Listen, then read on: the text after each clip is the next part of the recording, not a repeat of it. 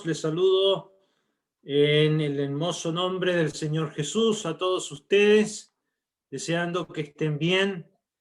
Vamos a compartir en el libro de Santiago, capítulo 2, vamos a ver cómo Santiago escudriña qué clase de fe tenemos. Santiago capítulo 2, en el verso número 1, dice Santiago: hermanos míos, que vuestra fe en nuestro glorioso Señor Jesucristo sea sin acepción de personas. Porque si en vuestra congregación entra un hombre con anillo de oro y con ropa espléndida, y también entra un pobre con vestido andrajoso, y miráis con agrado al que trae la ropa espléndida, y le decís: siéntate tú aquí en buen lugar, y decís al pobre: estate tú allí en pie, o siéntate aquí abajo mi estrado. ¿No hacéis distinción entre vosotros mismos y venid a ser jueces con malos pensamientos? Vamos a leer ahora el verso 14. Hermanos míos, ¿de qué aprovechará si alguno dice que tiene fe y no tiene obras? ¿Podrá la fe salvarle? Y si un hermano o una hermana están desnudos y tienen necesidad del mantenimiento de cada día, y alguno de vosotros les dice: id en paz, calentaos y saciaos, pero no le dais las cosas que son necesarias para el cuerpo, ¿de qué aprovecha? Así también la fe, si no tiene obras, es muerta en sí misma. Pero alguno dirá: tú tienes fe y yo tengo obras. Muéstrame tu fe sin tus obras y yo te mostraré mi fe por mis obras. Tú crees que Dios es uno, bien haces. También los demonios creen y tiemblan. ¿Mas quieres saber, oh hombre vano, que la fe sin obras es muerta? ¿No fue justificado por las obras Abraham nuestro padre cuando ofreció a su hijo Isaac sobre el altar? ¿No ves que la fe actuó juntamente con sus obras y que la fe se perfeccionó por las obras? Y se cumplió la escritura que dice: Abraham creyó a Dios y le fue contado por justicia y fue llamado amigo de Dios. Vosotros veis pues que el hombre es justificado por las obras y no solamente por la fe. Asimismo también Rahab la ramera no fue justificada por obras cuando recibió a los mensajeros y los envió por otro camino, porque el cuerpo sin espíritu está muerto. Así también la fe sin obras está muerta. Aquí tenemos un examen a el tipo de fe que profesamos tener todos los que estamos conectados en esta plataforma. Una de esta clase de fe tenemos. Este libro, Santiago, está escrito por el hermano menor del Señor Jesús, Jacobo, y se llama aquí Santiago.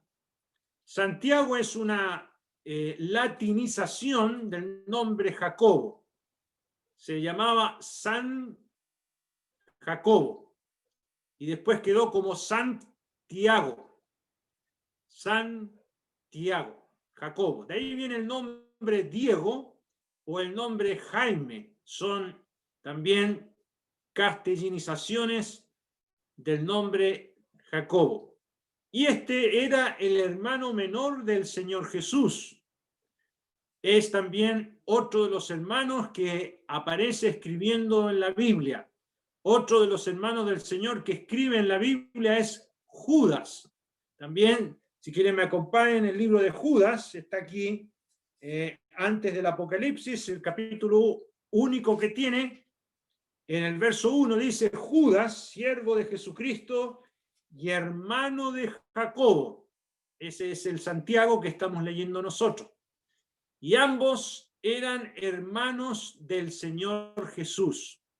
Y ellos se convirtieron al Señor y escribieron estas cartas. De manera que son creyentes muy importantes y cartas muy importantes de los que fueron hermanos o hermanastros del Señor Jesús, ¿ya?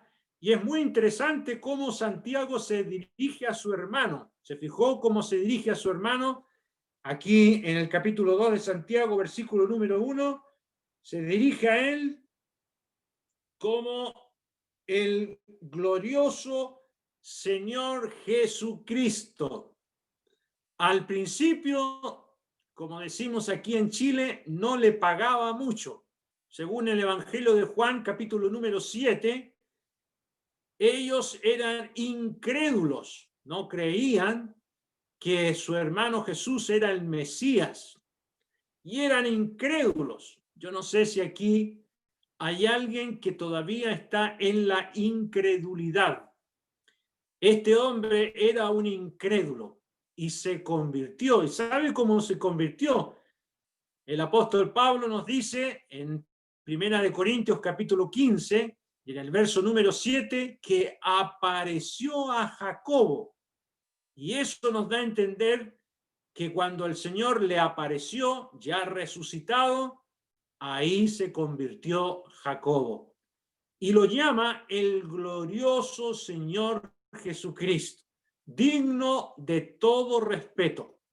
Ante él tiene que haberse postrado y quedado humillado, reconociendo que él verdaderamente es Dios.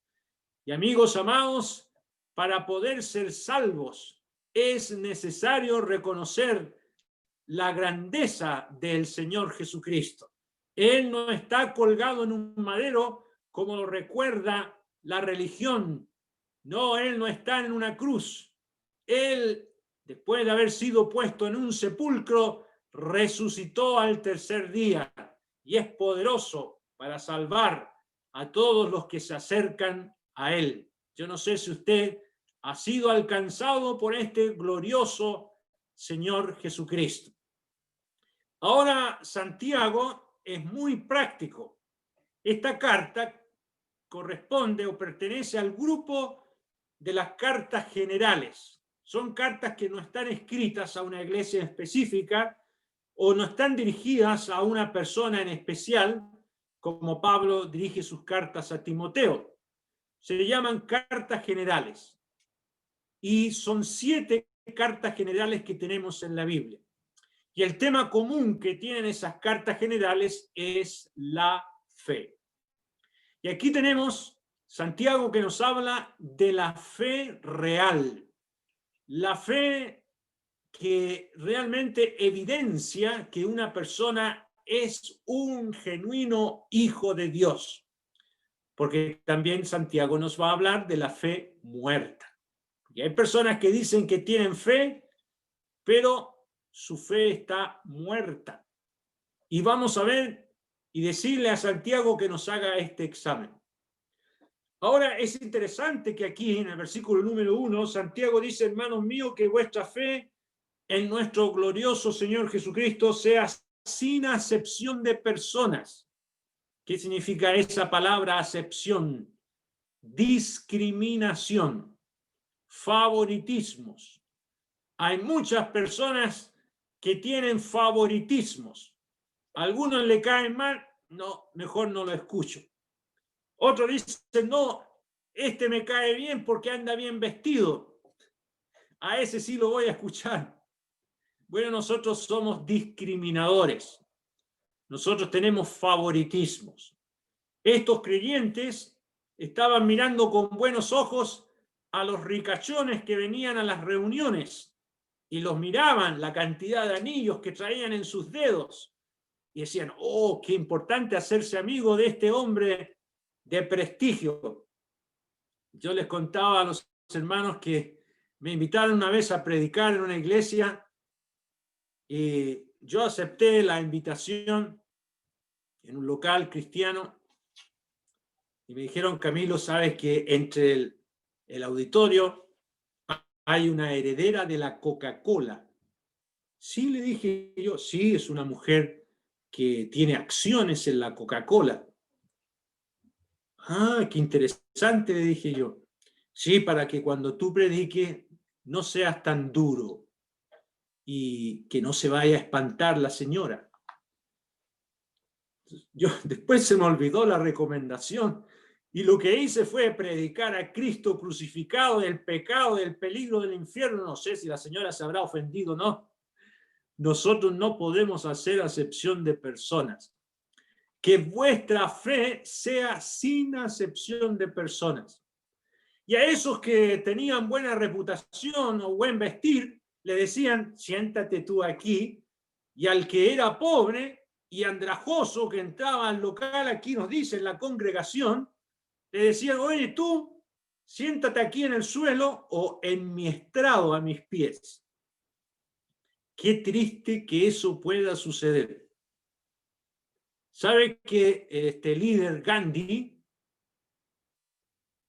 vino a una iglesia cristiana en la India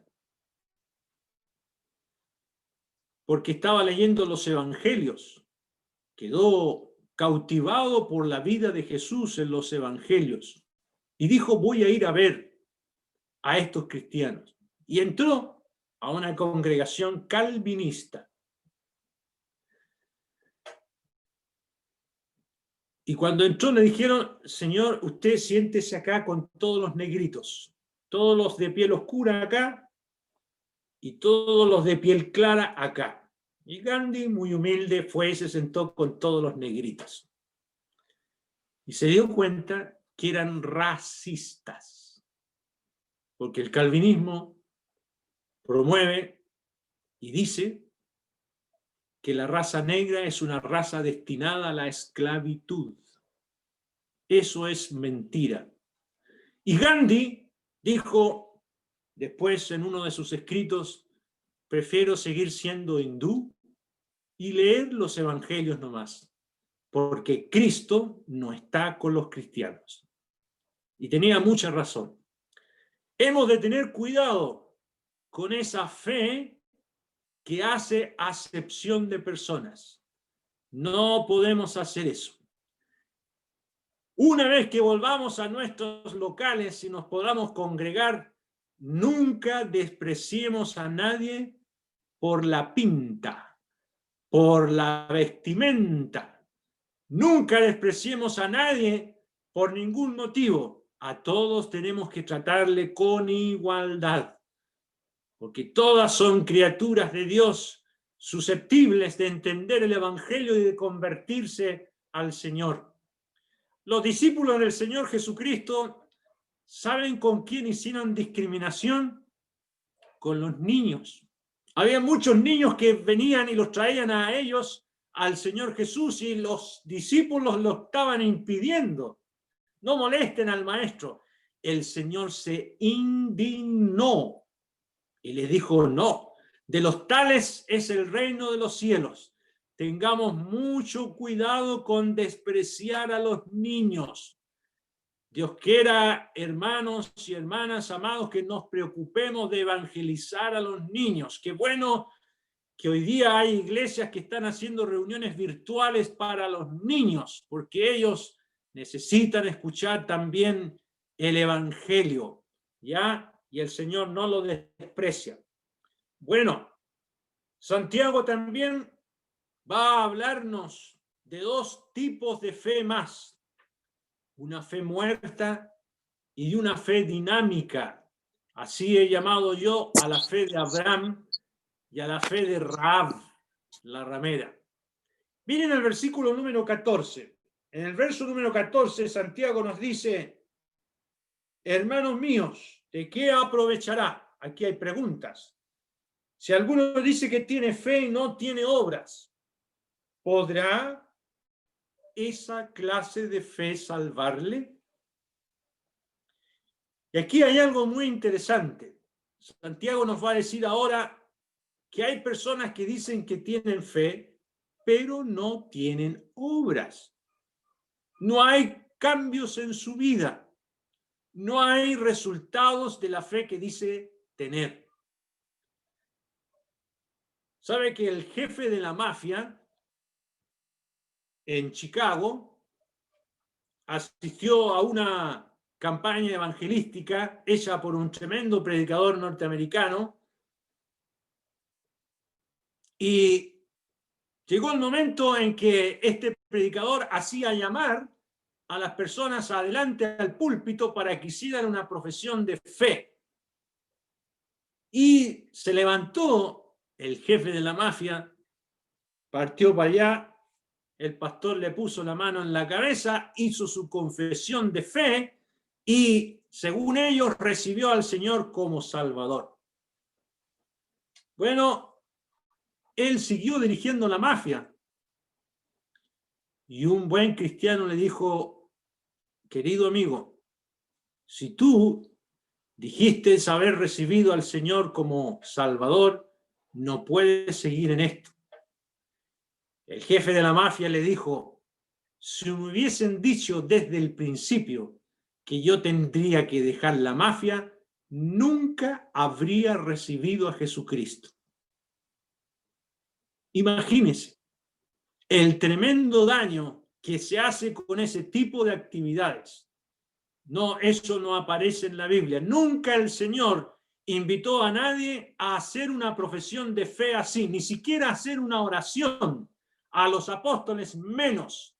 A nadie se invitó adelante a recibir a Cristo. Si usted pertenece a ese tipo de movimientos en que a la gente se le invita a hacer una profesión de fe, eso no es bíblico. No pertenece a la palabra de Dios. ¿Cuál fue el mensaje del Señor? Arrepentíos, porque el reino de los cielos se ha acercado. Y el apóstol Pablo, como todos los otros apóstoles y discípulos de Cristo, predicaban de esa manera, haciendo una obra evangelizadora y que el Espíritu Santo produjese ese cambio por la conversión hecha tras la fe en la palabra de Dios. Bueno, el que dice que tiene fe y no tiene obras, tiene una fe muerta. Eso nos está diciendo Santiago aquí, ¿ya? Y coloca Santiago los ejemplos. Miren el verso 15. Y si un hermano o una hermana están desnudos y tienen necesidad de mantenimiento de cada día, y alguno de vosotros le dice: id en paz, calentaos, saciaos, pero no le dais las cosas que son necesarias para el cuerpo, ¿de qué aprovecha? Si tú ves a quien dices que es tu hermano con una tremenda necesidad, esta necesidad de mantenimiento de cada día, esa expresión de cada día en la palabra griega efímero, no tiene lo efímero, lo básico para cada día, están desnudos y tú le dices: id en paz, que te vaya bien, cuídate, y tú no le das nada, esa fe es muerta. Y hermanos y amigos amados, podemos nosotros ser así. Tenemos en nuestro hogar abundante como para compartir con otros y no lo estamos haciendo.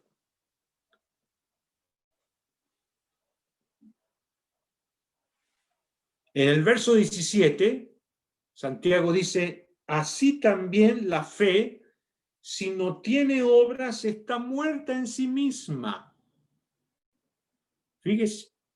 Ahora, nosotros nos debemos dar para ser salvos. Santiago nos está diciendo eso.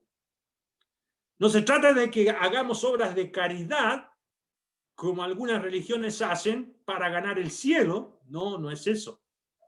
Aquí se está hablando de la preocupación natural y de un corazón dispuesto ante la necesidad de otra persona.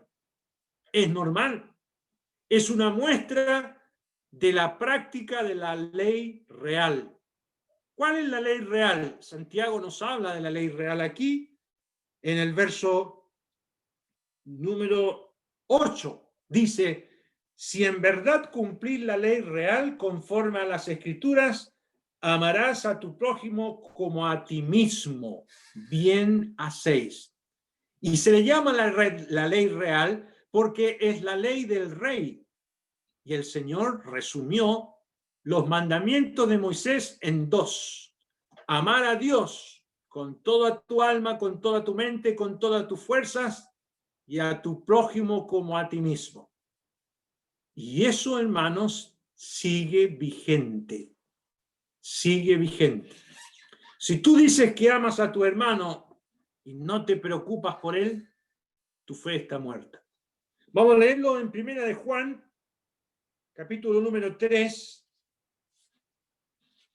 en el verso 17, Primera de Juan 3, 17, dice, pero el que tiene bienes de este mundo y ve a su hermano tener necesidad y cierra contra él su corazón, ¿cómo mora el amor de Dios en él?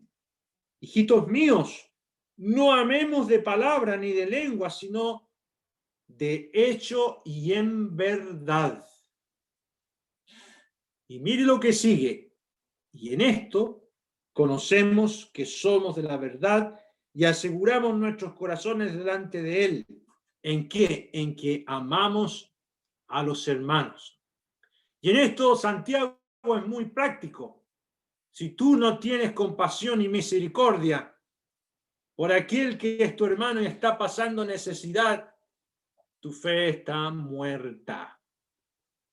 ¿Cómo estamos con ese examen? Bueno, a mí me ha estremecido este examen. Volvamos a Santiago, capítulo número 2. Dice ahí también Santiago, en el verso 19, tú crees que Dios es uno. Bien haces. También los demonios creen y tiemblan. Aquí Santiago nos va a hablar de la fe demoníaca. ¿Cuál es esa fe demoníaca? La fe de quien sabe algo de la Biblia, pero no tiene obras. La de los demonios. Los demonios sabían quién era el Señor. Y muchas veces leemos en los evangelios que cuando el Señor se acercó a ellos, por ejemplo, cuando vino a Gádara, vino un hombre endemoniado y le dijo, ¿qué tienes con nosotros, Jesús? Yo sé quién tú eres, el Hijo del Dios viviente. Y el Señor le preguntó, ¿cómo te llamas? Legión, porque somos muchos los que estamos aquí. Y el Señor hizo que esos demonios salieran de ese hombre. Pero los demonios lo conocen. Y ellos, dice aquí, en el versículo 19, también los demonios creen y tiemblan. A lo mejor hay alguien con nosotros que dice que cree en Dios. ¿Usted cree en Dios? Qué bueno que cree en Dios. ¿Cuál es la diferencia entre tú y los demonios? Ninguna. Es una fe demoníaca la que tienes. Creer en Dios no salva a nadie. Es muy distinto la fe de Abraham. Abraham dice que creyó a Dios. Vamos a leerlo, vamos al libro de Génesis. En el libro de Génesis, capítulo número 15,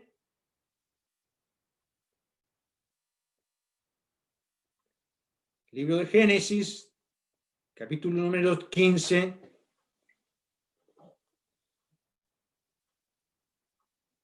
en el verso número 5, y lo llevó fuera y le dijo, mira ahora los cielos y cuenta las estrellas, si las puedes contar, y le dijo, así será tu descendencia.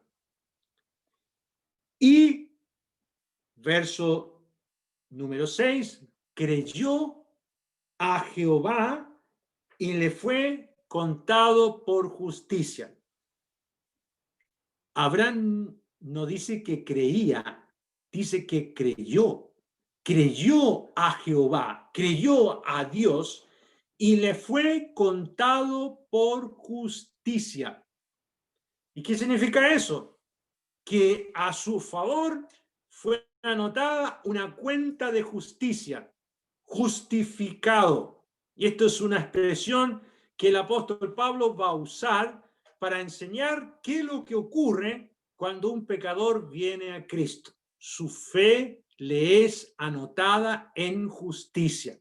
Y esa persona es absuelta de la condenación de su deuda como pecador y pasa a ser un hijo de Dios. Abraham fue justificado por la fe. Se ve ahí, creyó a Jehová y le fue contado por justicia. Vamos a leer esto también en la carta a los romanos. Acompañen por favor Romanos capítulo número 4.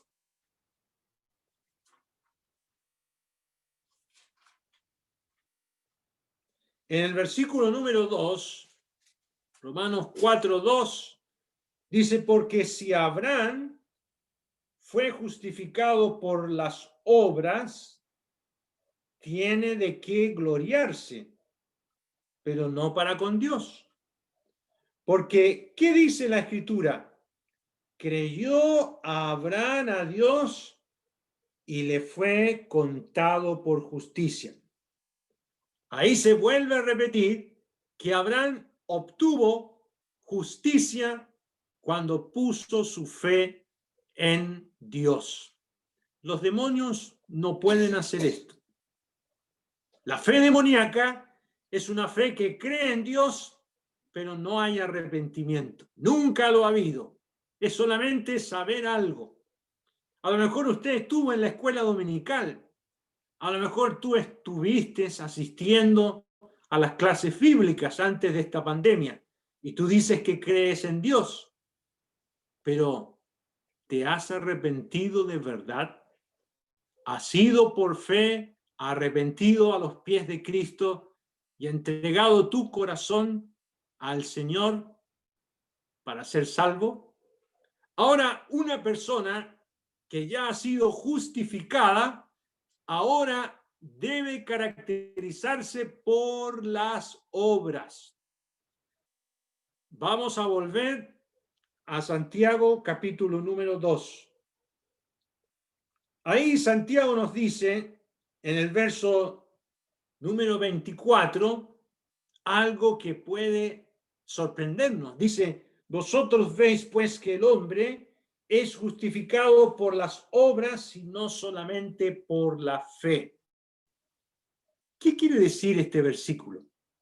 En el mundo católico romano y algunos del mundo evangélico dicen que la salvación es por obras, que la justificación es, además de la fe, por las obras.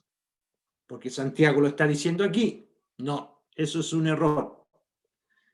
La justificación tiene dos caras.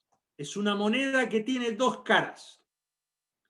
La palabra justificación se usa de dos modos. La palabra justificación significa ser acreditado delante de Dios sin condena alguna, justificado. Eso es lo que usa Pablo en Romanos capítulo 4 y lo que usa también en la carta a los Gálatas. La justificación delante de Dios solo por la fe. Pero Santiago nos muestra la otra cara, la cara que ven los hombres. ¿Y cuál es esa cara? La palabra justificación también significa acreditación. Uno es acreditado como un creyente por las obras. ¿Me entiende?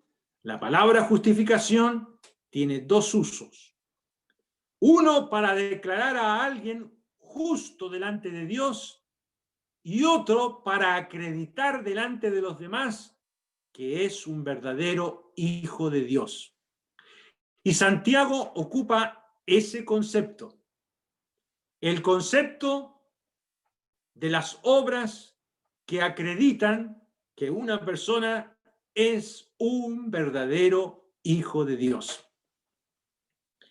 De manera que no te voy a preguntar la hora ni cuándo te convertiste. Te voy a preguntar lo que Santiago dice. Volvamos aquí en el capítulo 2, en el verso 18. Pero alguno dirá, tú tienes fe y yo tengo obras. Muéstrame tu fe sin tus obras y yo te mostraré mi fe por mis obras. No te voy a preguntar cuándo te convertiste. Te voy a preguntar, muéstrame tus obras.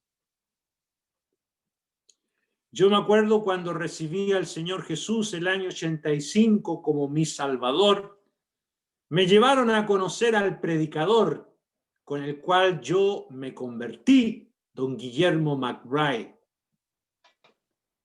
Y el hermano Francisco Leal me llevó, me dijo, Camilo, te voy a presentar a don Guillermo. Y don Guillermo me miró, era más bajo que yo. Don Guillermo era estatura media, así como el hermano Fernando.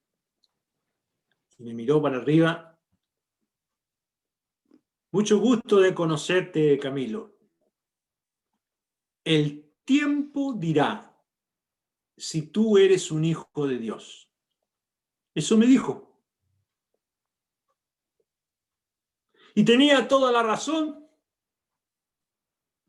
Porque el hermano Francisco le dijo, aquí está Camilo que recibió al Señor Jesús.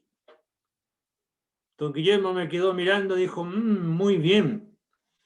El tiempo dirá si tú verdaderamente eres un hijo de Dios.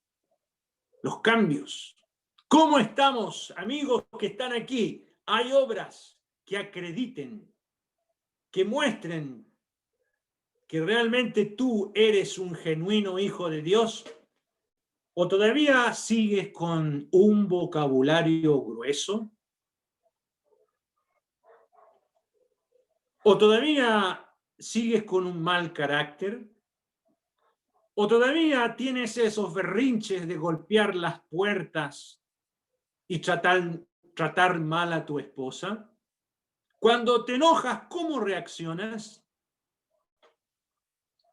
Un hermano leía una anécdota que decía que un joven recién convertido fue a visitar a su pastor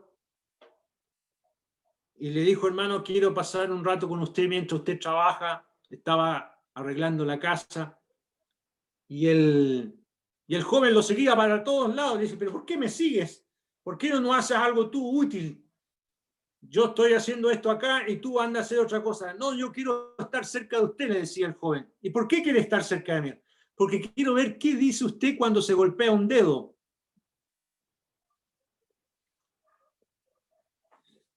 Y el hermano decía, tú quieres saber si se me sale alguna grosería.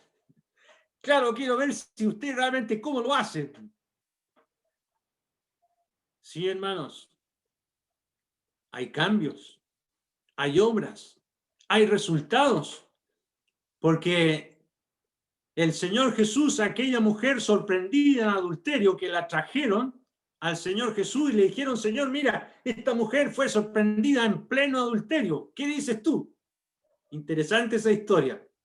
El Señor le dijo, bueno, el que de ustedes sea sin pecado, arroje la primera piedra. Y se fueron todos, desde el más chico hasta el más adulto. Y el Señor le dijo a la mujer, ¿dónde están los que te acusaban? Ni yo te acuso, pero no peques más. Así le dijo el Señor a esa mujer adúltera, no peques más. Y reglón seguido, el Señor Jesús dijo, yo soy la luz del mundo. El que me sigue no andará en tinieblas. Y amigo, cuando uno sigue al Señor, cuando uno lo recibe a Él y continúa detrás de Él, hay cambios. Pero si no hay cambios, no ha habido conversión. Miren lo que dice aquí en Santiago capítulo número 1, en el verso número 18, Dice, Él de su voluntad, por su bondad, nos hizo nacer por la palabra de verdad para que seamos primicias de sus criaturas.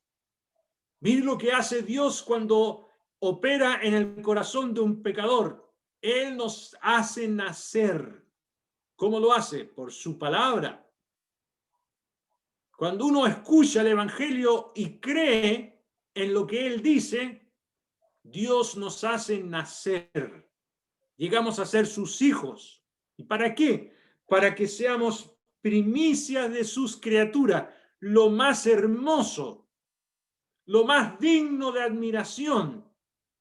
Antes perdidos, pecadores sumidos en el pecado, ahora lo más hermoso, primicias. ¿Tú has sido cambiado? ¿Tienes obras? ¿Hay cambios? Bueno, volvamos al capítulo número 2. Nos dice ahora Santiago en el verso número 21. ¿No fue justificado por las obras Abraham nuestro padre cuando ofreció a su hijo Isaac sobre el altar? No sé si usted ha escuchado de este episodio, cuando Dios probó a Abraham y le dijo que ofreciera a su hijo Isaac en un altar. Eso sucedió 25 años después que Abraham creyó a Dios y fue justificado. Tenemos que diferenciar los dos eventos. El evento que leímos en Génesis 15 tiene que ver cuando Abraham fue justificado por la fe. El evento que aparece aquí, cuando Abraham ofrece a su hijo, porque Dios lo probó, ocurrió 25 años después. De manera que aquí se están viendo las obras de Abraham como uno que cree. Y lo vamos a leer. Vamos al libro de Génesis. En el libro de Génesis, capítulo 22, en el verso número 10, extendió a Abraham su mano y tomó el cuchillo para degollar a su hijo. Mire lo que va a hacer. Entonces el ángel de Jehová le dio voces diciendo desde el cielo, a Abraham, y él respondió, heme aquí. Y dijo, no extiendas tu mano sobre el muchacho, ni le hagas nada, porque ya conozco que temes a Dios por cuanto no me rehusaste tu hijo, tu único. Mire, ¿qué es lo que pasó aquí? Dios conoció. ¿Cómo conoció Dios lo que había dentro de Abraham? Por su fe. De manera que la fe es lo que Dios ve en cuanto a nuestra integridad como creyentes. La fe es lo que le demuestra a Dios realmente si somos hijos de Dios o no, pero las obras son lo que lo comprueban. Las obras de Abraham lo acreditaron como un verdadero creyente. Y Abraham, delante de Dios y de sus siervos, fue justificado como un verdadero creyente. Un hermano que es jardinero, corta el pasto, un hermano que corta el pasto, me dijo una vez, don Camilo, ¿le puedo decir algo que me molesta mucho? Claro, le dije yo. ¿Sabe que estoy asistiendo aquí a la iglesia? Me convertí al Señor. Pero ese hermano, al que yo le corto el pasto hace 10 años, nunca me dijo que era creyente. Y yo iba a cortarle el pasto y le cortaba el pasto hace 10 años, y ahora que vengo al local me encuentro que él está aquí y le pregunté, oiga, ¿usted también es creyente? Y me quedó mirando en menos. ¿Y por qué me pregunta eso?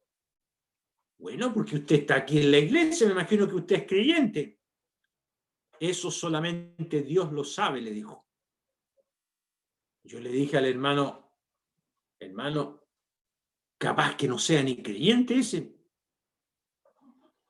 ¿Cómo puede haber alguien que no hable nada de Cristo durante 10 años y que no tenga obras?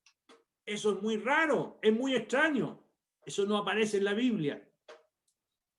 Las obras nos acreditan delante de los demás como verdaderos creyentes.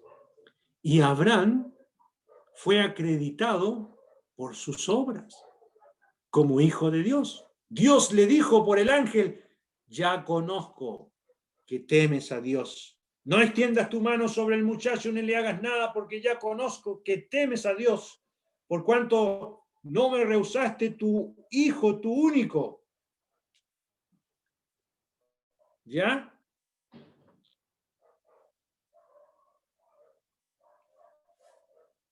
Y miren el verso 16 aquí en Génesis 22, capítulo 22, verso 16. Dios le dice, por mí mismo he jurado, dice Jehová, que por cuanto has hecho esto y no me has rehusado tu hijo, tu único hijo, de cierto te bendeciré y multiplicaré tu descendencia como las estrellas del cielo y como la arena que está a la orilla del mar, y tu descendencia poseerá las puertas de sus enemigos.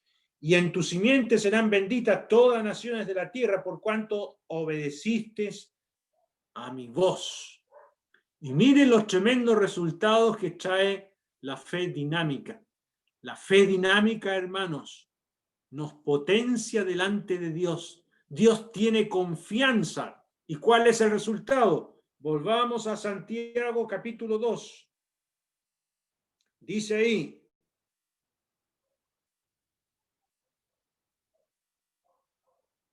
en el verso 23, y se cumplió la escritura que dice, Abraham creyó a Dios y le fue contado por justicia y fue llamado amigo de Dios. ¿Cuándo fue llamado amigo de Dios? Cuando Abraham miró el cielo y creyó a Dios. No, ahí fue justificado. Fue llamado amigo de Dios cuando iba a sacrificar a su hijo.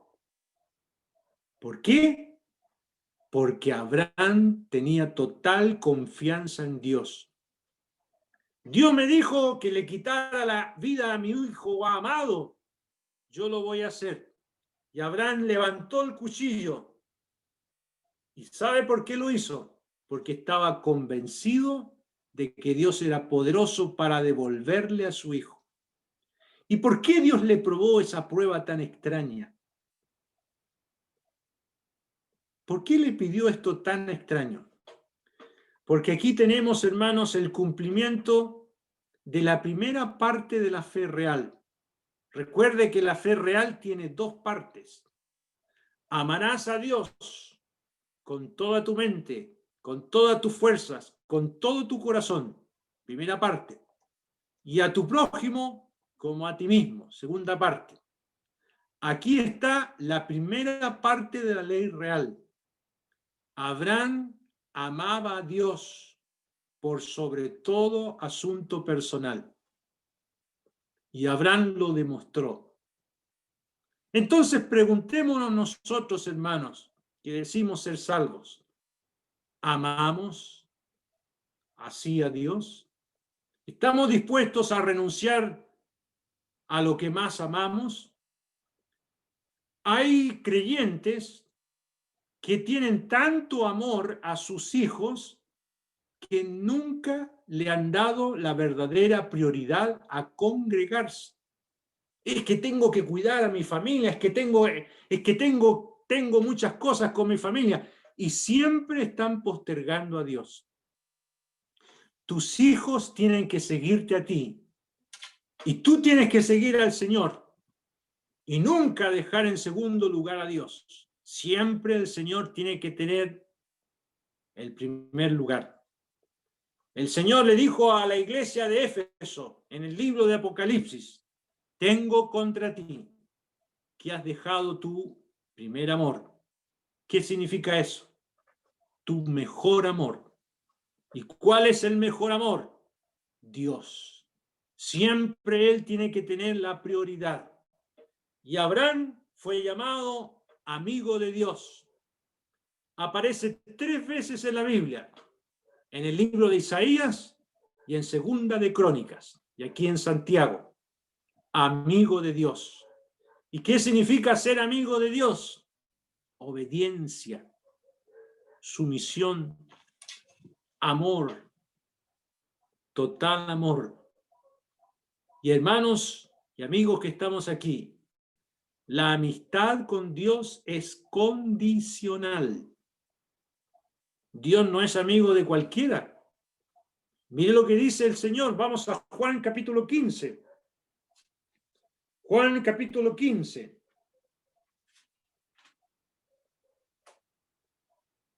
El Señor les dijo a sus discípulos en el verso número 14, Juan 15, 14. Vosotros sois mis amigos si hacéis lo que yo os mando. No hay amistad con el Señor si no obedecemos. Alguno dirá, bueno, pero si el Señor me va a perdonar, yo puedo hacer lo que quiera con mi vida. No, cuidado. No hay amistad con Dios si uno no obedece. Y en esto tenemos que tenerlo muy claro, los que decimos ser creyentes. Volvamos a Santiago. Mire lo que dice en el capítulo 4, verso 4, Santiago 4, 4, lo que le dice Santiago a sus remitentes. Oh almas adúlteras, ¿no sabéis que la amistad del mundo es enemistad contra Dios? Cualquiera pues que se quiera ser amigo del mundo se constituye en enemigo de Dios. La amistad con Dios es condicional. Si tú prefieres el mundo, si tú quieres ser y tener éxito en el mundo, nunca vas a tener la amistad de Dios. Santiago es muy práctico. Si nosotros lo hubiéramos escuchado a Santiago, nos estaríamos escondiendo detrás de las espaldas del que está delante de nosotros, porque Santiago no tiene pelos en la lengua y dice, almas adúlteras, ¿no sabéis que la amistad del mundo es enemistad contra Dios? Para Santiago no hay dos aguas. Hay que definirse. Y se coloca como ejemplo entonces el caso de la fe de Abraham, que fue llamado amigo de Dios. Y Abraham fue justificado, no para ser salvo, sino como un genuino hijo de Dios. Una fe activa, una fe dinámica, una fe real. ¿Cómo está su fe? ¿Es una fe muerta? ¿Sin obras? ¿Sin resultados? ¿Sin cambios? Dios no produce ese tipo de hijos. Dios produce hombres y mujeres salvados para buenas obras, que honran el nombre del Señor. Eso es lo que hace. Si tú quieres comprobar si realmente eres un hijo de Dios, revisa tus obras, lee la palabra de Dios y vas a descubrir que el Señor hace eso en la vida de todos aquellos que le siguen y son llamados sus hijos. Vamos a orar para concluir. Nuestro Dios amado, te damos gracias. Queremos dejar tu palabra en tus manos Gracias, nuestro Dios, por la obra de tu Hijo amado en la cruz del Calvario. Y gracias, nuestro Dios, que Él no quedó en ese sepulcro, en esa tumba. Él al tercer día resucitó, suelto los dolores de la muerte, y se sentó a tu diestra en victoria. Y gracias, nuestro Dios, porque el Señor con su obra produce hombres y mujeres transformados, capaces de obedecer tu palabra, de honrarte, de hacer lo que antes nunca habríamos hecho. Hombres y mujeres que honran tu nombre, hijos de luz, luminares en este mundo. Oh Padre, ayúdanos a vivir esa realidad. Y si hay alguien que dice ser cristiano entre nosotros, que pertenece a alguna religión, pero no tiene obras, te pedimos, Padre, que le ayudes a identificar su fe, que no sea como la de los demonios, que no haya arrepentimiento ni posibilidad de salvación, aun cuando conozcan algo de la Biblia. Te pedimos por ellos, Padre, para que le lleves al arrepentimiento. Padre, gracias por tu palabra. En el nombre precioso del Señor Jesús. Amén.